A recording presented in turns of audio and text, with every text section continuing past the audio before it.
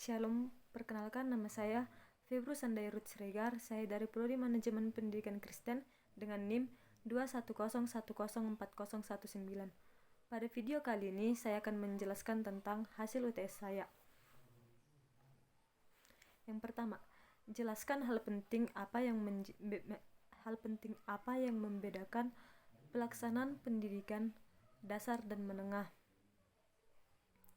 di bawah Kementerian Agama dan Kementerian Pendidikan dan Kebudayaan, Riset dan Teknologi. Jawab.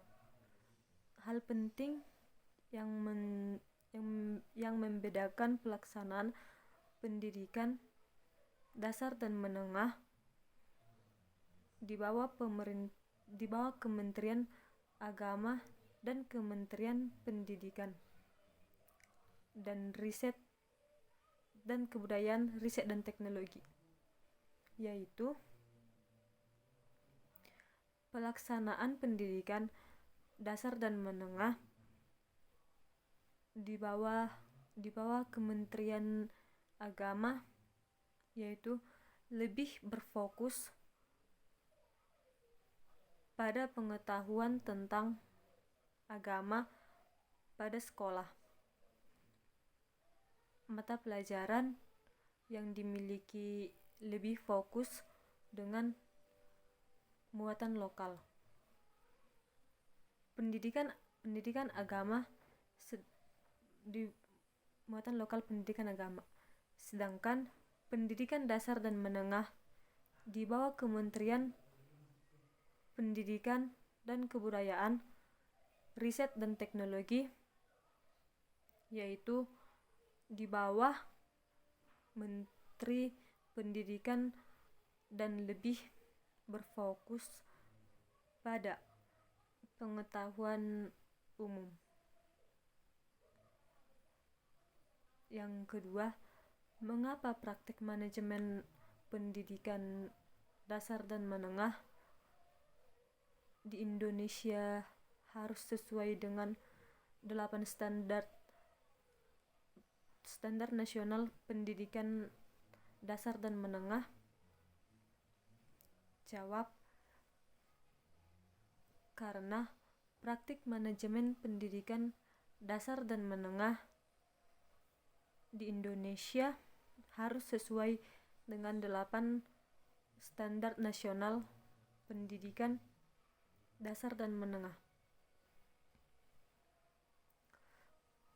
Dikarenakan acuan utama untuk mengatur tentang standar yang harus terpenuhi dalam pengelolaan sekolah oleh segenap penyelenggaraan sekolah. Dengan itu, pendidikan yang memenuhi standar nasional harus dipenuhi berdasarkan berbagai kriteria yang telah ditetapkan dalam berbagai peraturan perundang-undangan yang berfungsi sebagai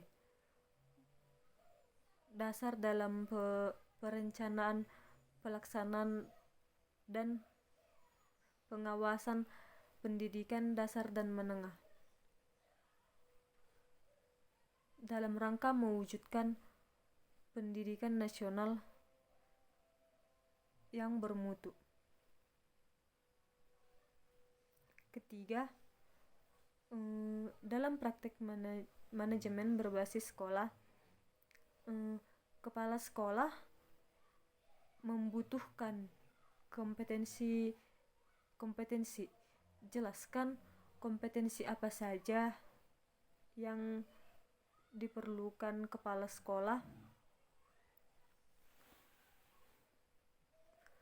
dalam mengelola sekolah sebagai satuan pendidikan dasar dan menengah.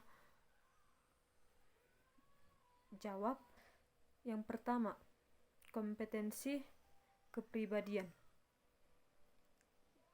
integritas pribadi kuat, berkeinginan mengembangkan diri, terbuka, dan minat dalam menjalankan jabatan dari dalam maupun dari luar. Yang kedua, kompetensi manajerial. Kompetensi manajerial yaitu proses pengelolaan dari kepala sekolah dengan melakukan perencanaan, mengelola, mengembangkan, dan menerapkan, menciptakan, dan mengontrol kegiatan yang ada di sekolah. Yang ketiga, kompetensi kewirausahaan. Kompetensi kewirausahaan adalah kompetensi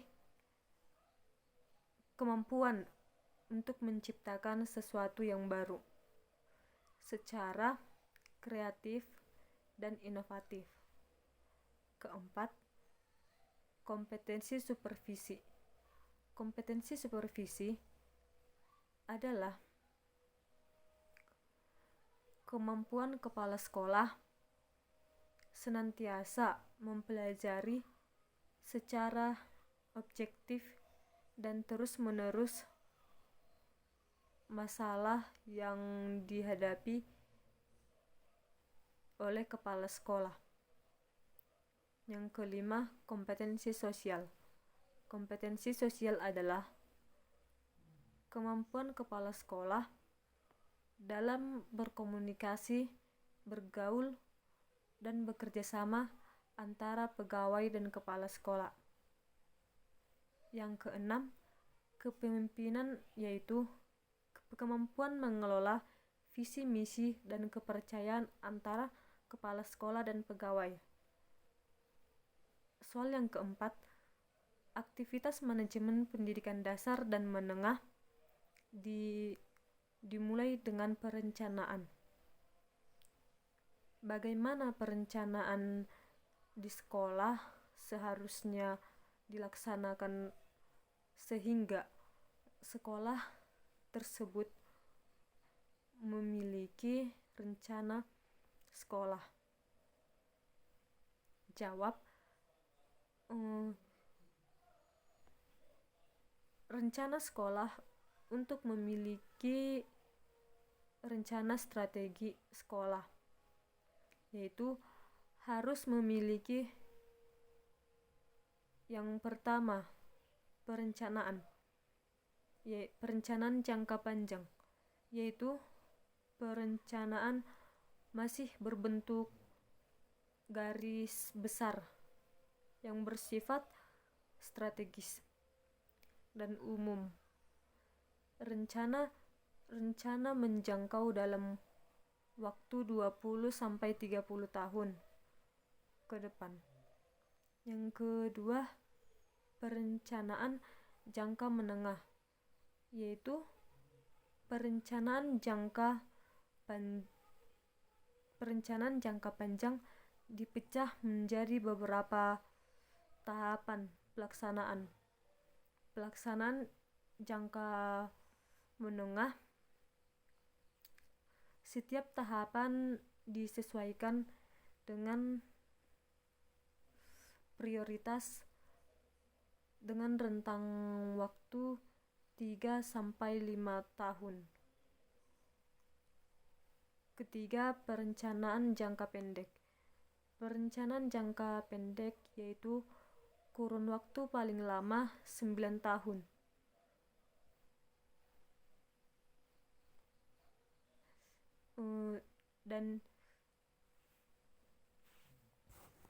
Dan soal yang kelima, sebuah desa memiliki sekolah dasar Pelita Kasih yang terkelola dengan baik, di mana berlokasi di daerah banjir.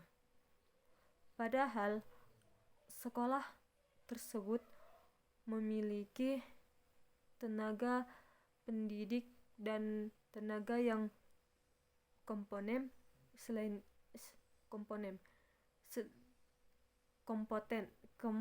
Selain itu, pemerintah dan masyarakat memberikan dukungan untuk kemajuan sekolah tersebut. Uraikanlah analisis SWOT sekolah dasar Pelita Kasih dengan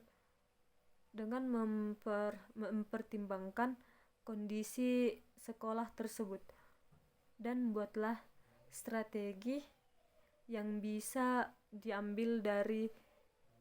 diambil untuk mengatasi permasalahan sekolah tersebut. Yang pertama, strength atau kekuatan sekolah. Strength atau kekuatan sekolah dasar integrasi memiliki tenaga pendidik yang kompeten. Yang kedua, weakness atau kelemahan, yaitu sekolah dasar Pelita Kasih tidak terkelola dengan baik dikarenakan berlokasi di daerah rawan banjir. Ketiga, opportunity atau peluang. Pemerintah dan masyarakat memberikan dukungan untuk kemajuan sekolah dasar Pelita Kasih. Keempat, threats atau ancaman. Karena berlokasi di daerah banjir mengakibatkan ketidaknyamanan proses belajar mengajar. Yang selanjutnya, strategi yang dapat diambil untuk permasalahan tersebut adalah pemerintah harus lebih bijak dalam mengatasi permasalahan tersebut, yaitu dengan memindahkan lokasi sekolah dasar Pelita Kasih tersebut ke tempat yang tidak akan terjadi banjir. Terima kasih.